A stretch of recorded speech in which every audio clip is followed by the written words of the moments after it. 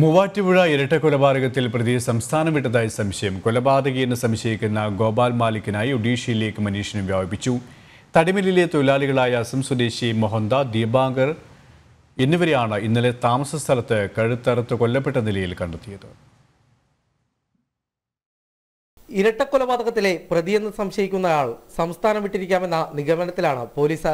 കൊല്ലപ്പെട്ട മോഹന്ത, ദീപാങ്കർ എന്നിവരോടൊപ്പം താമസിച്ചിരുന്ന ഒഡീഷ സ്വദേശി ഗോപാൽ മാലിക്കിനായി അന്വേഷണം ഊർജിതമാക്കി. കൊല്ലപ്പെട്ടവരുടെ മൊബൈൽ ഫോണുകൾ നഷ്ടപ്പെട്ടിട്ടുണ്ട്. ഇത് കണ്ടെത്തുന്നതിനുള്ള ശ്രമത്തിലാണ് പോലീസ്. കൊലപാതകത്തിന് ഉപയോഗിച്ച ആയുധവും കണ്ടെത്താനായിട്ടില്ല. ഇന്നലെയാണ് മൂവാറ്റുപുഴ അടൂപ്പറമ്പിൽ 2 വിവിധ ഭാഷാ തൊഴിലാളികളെ ഇവരുടെ താമസ സ്ഥലത്ത് കൊല്ലപ്പെട്ട നിലയിൽ കണ്ടെത്തിയത്. മാറാടിയിലെ തടിമില്ലിലെ തൊഴിലാളികളാണ് ഇരുവരും. കൂട്ടത്തിൽ ഒരാളുടെ ഭാര്യ വിളിച്ചിട്ടും ഫോൺ എടുക്കാതിരുന്നതിനെ തുടർന്ന് വിവരം തടിമില്ലുടമയെ അറിയിച്ചു.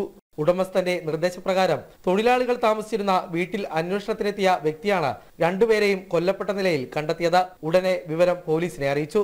ഇന്നലെ സംഭവസ്ഥലത്ത് പോലീസ് പരിശോധന നടത്തിയിരുന്നു. ജനം, കൊച്ചി.